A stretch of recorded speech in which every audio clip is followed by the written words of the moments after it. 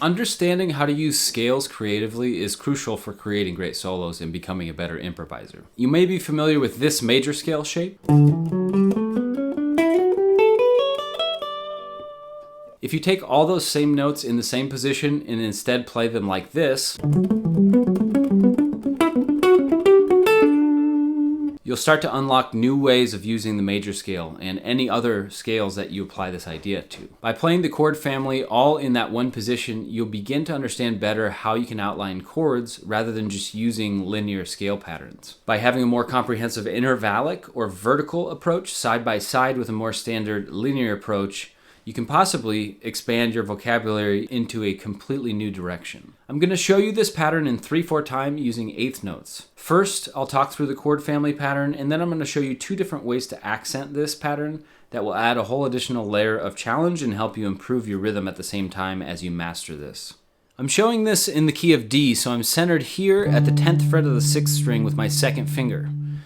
This is our starting note, so we'll move through all the triads in D major starting from this point. So we're going to begin by going up 1, 3, 5 on a D arpeggio. Then we move to the second chord, E minor, with our 4th finger on the note E. And notice how I flatten my 4th finger to cover both the 5th string and the 4th string, so I can go down from this A to the E note. So I'm going up the D chord, flattening out my 4th finger to play E, and then going up an E minor chord.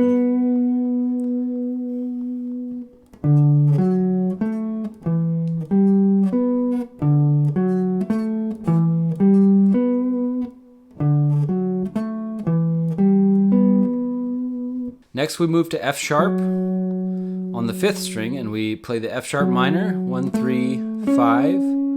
Then we continue up to G major, the 4 chord. I'm doing the same motion with my 4th finger here that I did before when I was going from D to E minor. But now I'm going from G to A and changing from the top note of the G chord to the first note of A. I'm flattening my 4th finger again.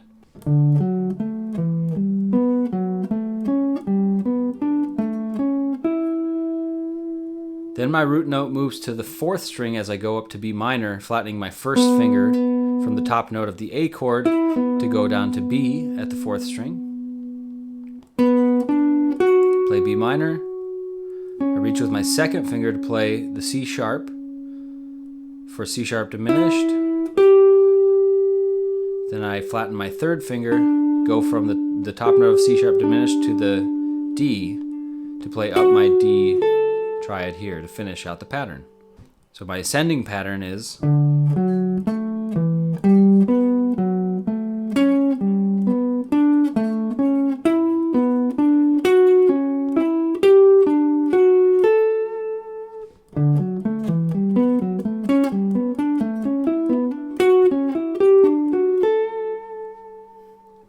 you could keep going further in this position if you want, like this.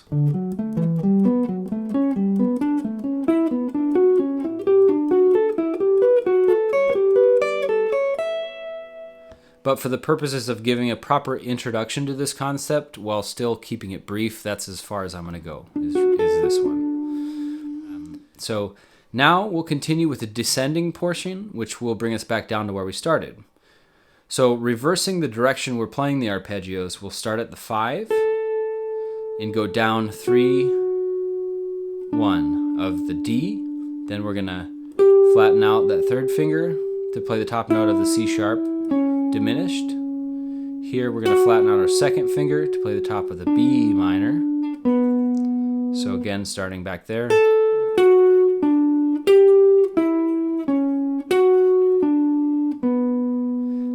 From here we're going to, our root note's going down to the 5th string A, so we're going to play the 5th of A, E up here on the 3rd string.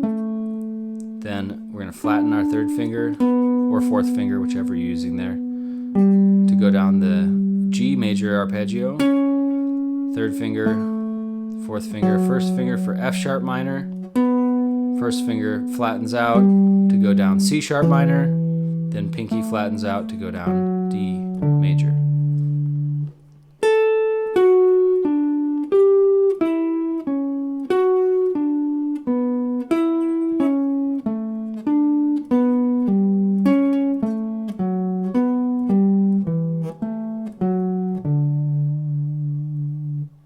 So the whole thing.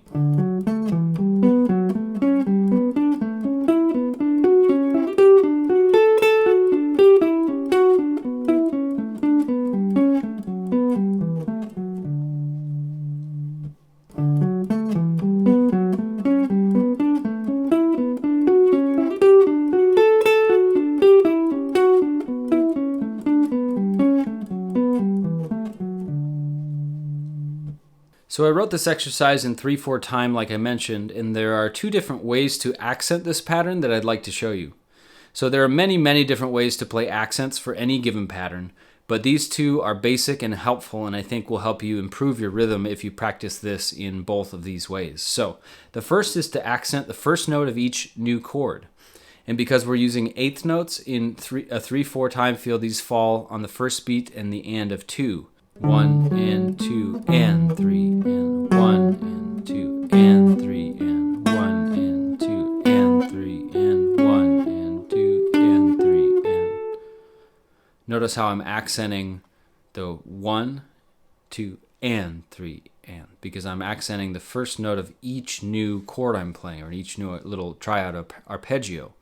So that's the first way. 1 and 2 and 3 and 1 and 2 and 3 and 1 and 2 and 3 and 1, 2 and 3 and. And that starts to feel more like a triplet pattern. So when I'm accenting the root note of each chord like that, I'm doing basically a 2/3 polyrhythm, where I'm splitting the bar in half and accenting each half. So 1 and 2 and 3 and 1 and 2 and 3 and.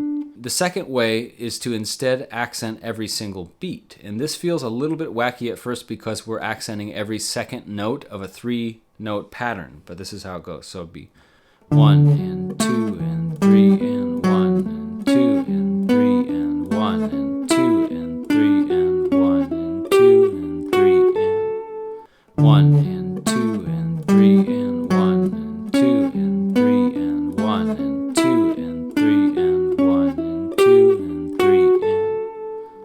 So this is great practice in improving your rhythm, so I suggest that you practice them both. Getting used to thinking about different accenting patterns is a way to take your playing, the sound of your playing, to the next level in a subtle way. Take some time to get used to this pattern and then try it in different keys. If you have a solid understanding of the notes and intervals of the guitar, you can move to a new position in the same key and try the same thing, beginning from the lowest diatonic chord in that new position.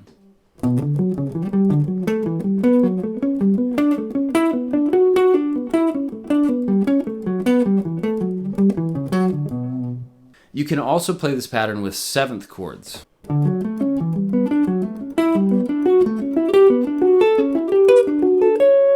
With 9th chords.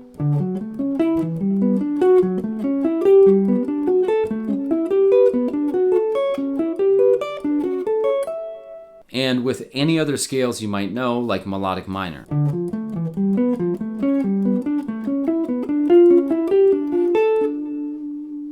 Next week, I'm going to go into a lesson that expands upon the idea I presented a couple weeks ago about 3-octave arpeggio patterns. So I'm going to be introducing a new exercise using first inversion and root position to help you get a little more acquainted with that. Thanks for watching. I appreciate you, and I hope this was useful for you.